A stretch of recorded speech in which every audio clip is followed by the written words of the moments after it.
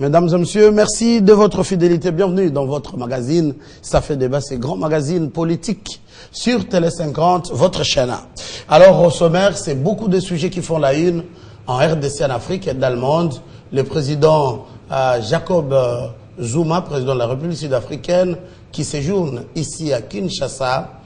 Une visite de travail, bien sûr, avec son homologue Joseph Kabila. On aura le temps d'en parler. Et puis, en politique, on va aller du côté de la CENI, où toujours la population congolaise, la classe politique, est en attente de ces calendriers réaménagés, après tout ce qu'il y a eu comme point de vue. Et du côté de la majorité, l'opposition et la société civile. Et puis, un autre son de cloche qui nous intéresse. En RDC, 86% des fonctionnaires de l'État seraient tous éligibles à la retraite. Déclaration du nouveau ministre de la fonction publique, Pascal Issumbicho. Il précise ceci, que ce secteur souffre encore de plusieurs maux. La non-maîtrise des effectifs, l'existence de fictifs, les faibles salaires, les détournements des fonds et même la corruption. Alors ça fait débat. Ne nous quittez pas. On en parle avec Jean-Hervé Mbelou-Biosha, il est cadre de la MP. Première participation à Ça fait débat. Merci d'être venu. Merci. Merci Jean-Hervé. Face à vous, il est de l'opposition, honorable Jolino Makelele. Il est porte-parole de l'UNC, parti de l'opposition. Bienvenue Jolino Makelele. Merci pour l'invitation. À vos côtés, Norbert Yamba, acteur politique, proche de l'UDPS. Ça vous va comme ça? Oui, ça va. En tout cas, merci d'être venu, Norbert Yamba. Alors, un mot rapidement sur cette visite. C'est pas brusque, c'est connu. Des accords du côté économie, coopération de l'armée. On a les grands Inga. Qu'est-ce que ça va changer? Qu'est-ce que nous, comme République démocratique du Congo, on gagne en signant tous ces accords avec la République sud-africaine? Je commence avec vous qui êtes de la majorité, M. Jean-Hervé Mbelou-Biosha, cadre de l'AMP. Merci pour l'émission à laquelle je veux participer ce soir. Et je voudrais également profiter de votre micro pour saluer tous les auditeurs de votre grande chaîne. Merci. À propos de la question que vous venez de me poser, j'estime que les domaines de l'énergie, le Congo a une vocation de puissance. Avec tous les atouts énergétiques que le Congo regorge, il est tout à fait normal que le président de la République et les institutions de la République puissent chercher les voies et moyens pour développer ce secteur qui est un secteur porteur, un secteur générateur de recettes pour notre pays. Donc vous êtes sans ignorer que la République sud-africaine est confrontée à un problème de déficit énergétique qui n'arrive pas donc la République sud-africaine, disais-je, n'arrive pas à répondre aux besoins de la population sud-africaine en termes de consommation de l'énergie. Le Congo, en tant que puissance énergétique, c'est tout à fait normal que les institutions de la République puissent, dans le cadre de la coopération bilatérale, travailler avec la République sœur d'Afrique du Sud en vue de développer ce secteur. Et ce secteur pourra permettre à ce que le Congo puisse développer l'ensemble des atouts qu'il a dans ce secteur. Dans ce secteur. Norbert Yamba, vous comme acteur politique, vous suivez vraiment tout ce qui se passe ici au pays. Est-ce que ce sont des ambitions démesurées pour la RDC avec ces projets Grand Inga? Merci d'abord pour l'opportunité que vous m'offrez. Je voudrais simplement dire juste un mot par rapport à ce que disait Monsieur Jean-Hervé. Monsieur Jean-Hervé, que le Congo n'est pas une puissance énergétique. Le Congo a la vocation d'être une puissance énergétique. Il est potentiellement une puissance énergétique. Et donc, il est tout à fait normal que le Congo, au regard de ses potentialités qui sont disponibles aujourd'hui, de chercher des partenaires avec qui il peut travailler dans la perspective de pouvoir donner de l'électricité qui du reste devra jouer le rôle d'amplificateur sur l'ensemble des différents secteurs de la vie nationale. Et donc aller dans la direction de l'Afrique du Sud qui a permis, n'est-ce pas, les gens disposés véritablement à coopérer avec le Congo. Il en est de même des grandes puissances. Donc, sur cette question, moi, je pense qu'il faut encourager. Il faut également reconnaître que, bon, l'Afrique du Sud, bien que chercher à négocier avec le Congo, mais sur le plan de possibilités énergétiques, l'Afrique du Sud est loin plus que nous.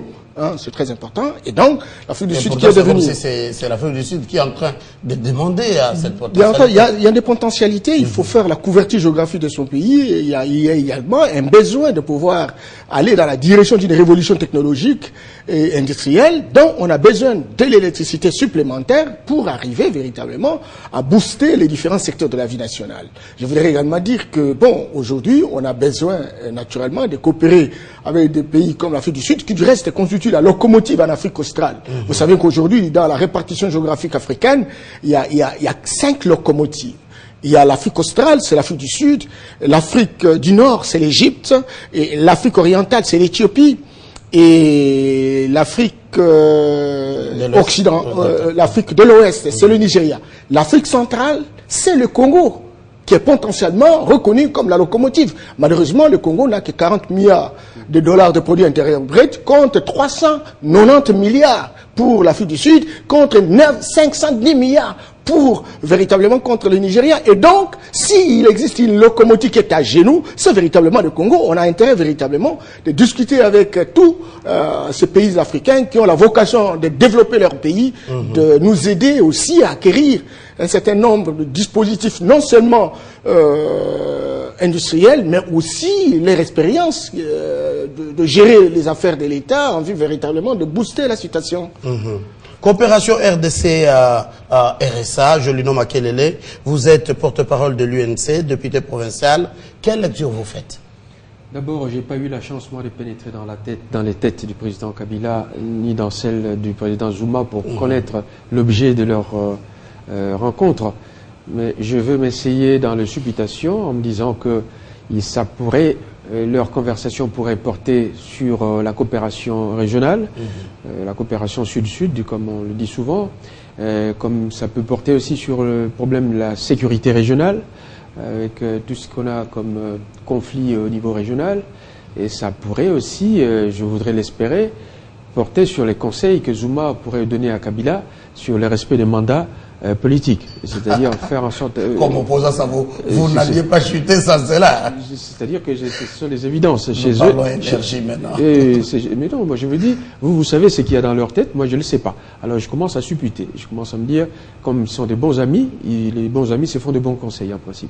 Et donc, je voudrais espérer que la première des choses, c'est que le président Zuma puisse dire au président Kabila, voilà, pour la paix de votre pays et de la région, vous ferez mieux de respecter la Constitution comme nous le faisons chez nous. Pour ce qui est de la coopération régionale, on a épinglé les aspects notamment énergétiques. Et je suis d'avis qu'effectivement, les potentialités regorgées par le Congo, la RDC, sont d'une immensité qui fait rêver tout le monde. Et donc, l'Afrique du Sud, de longue date, avait déjà commencé à lorgner du côté de la République démocratique du Congo pour qu'elle soit pourvue en électricité, surtout de l'énergie propre, l'électricité. Et donc là, j'ai appris aussi qu'il y aurait eu des contrats qui ont été signés entre les deux parties. Et tout cela, je voudrais espérer que le Parlement sera valablement saisi pour en connaître les dessous et se prononcer éventuellement en parfaite connaissance de cause. Et de manière telle qu'on puisse, comment dire, élaguer toute velléité d'arrière-pensée en rapport avec ce dossier. Mais quand le chef de l'État nomme un chargé de mission qui a rang de ministre pour le projet Grand Inga, c'est la volonté vraiment de résoudre ces problèmes énergétiques et à RDC et pour la région?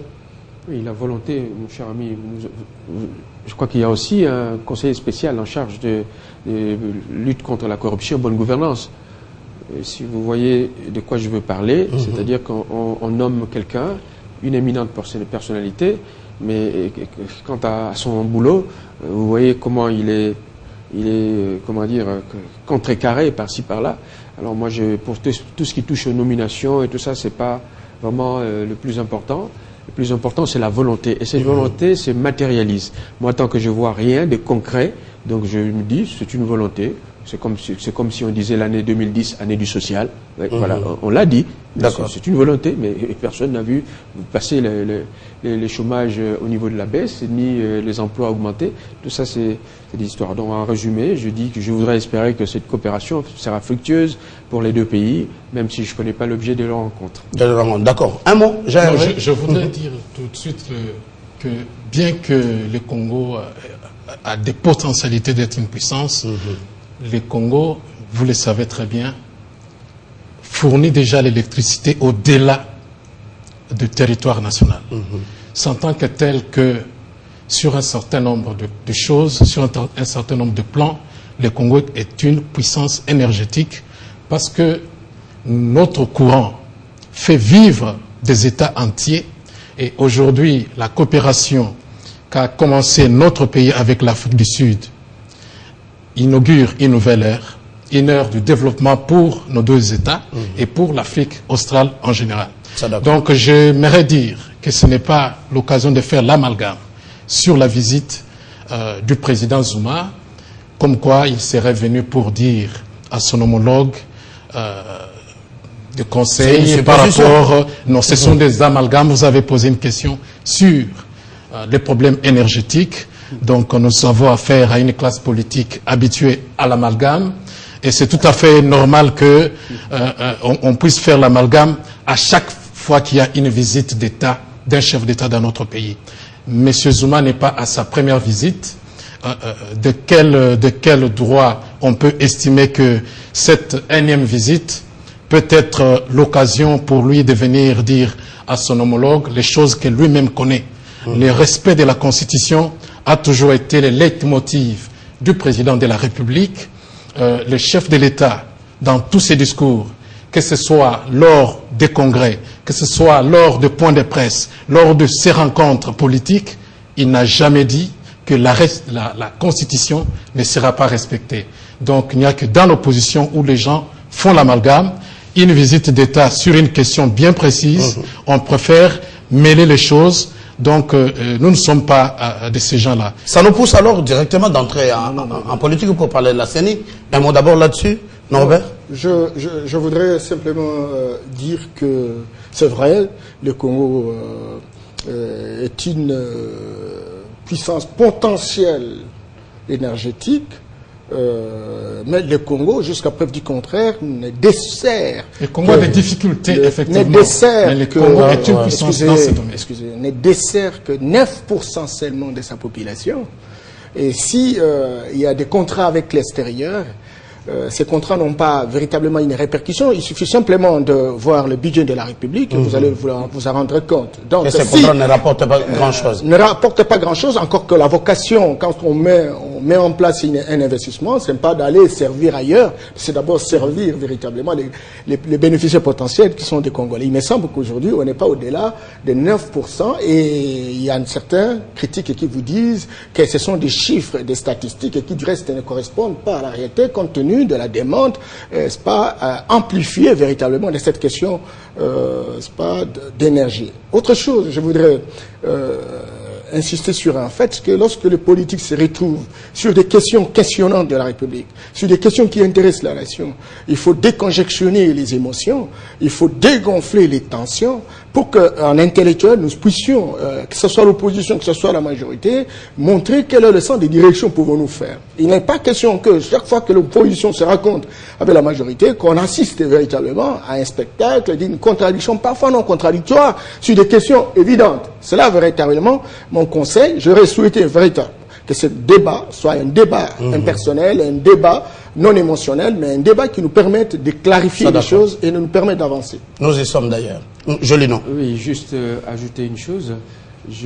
Pour que les téléspectateurs comprennent bien, j'ai commencé par dire que moi, j'ai pas eu la chance d'entrer dans les têtes des chefs d'État concernés. Donc, je ne peux pas savoir de quoi ils ont parlé ou de quoi ils n'auraient pas voulu parler. S'il y a des esprits éminents qui ont pu en pénétrer dans leur tête, je leur dis bonne chance à eux qui ont... C'était en direct même Bon, à non, Télé 50. non, c'est-à-dire que moi j'ai pas... Vous m'avez parlé de cette visite, moi j'ai pas eu un communiqué me disant ils vont parler de ça, ça. D'accord. Je n'ai pas entendu ça, c'est la raison pour laquelle je m'avance dans les hypothèses. Vous avez avancé une hypothèse sur la coopération en matière énergétique, moi j'en ai soufflé une autre.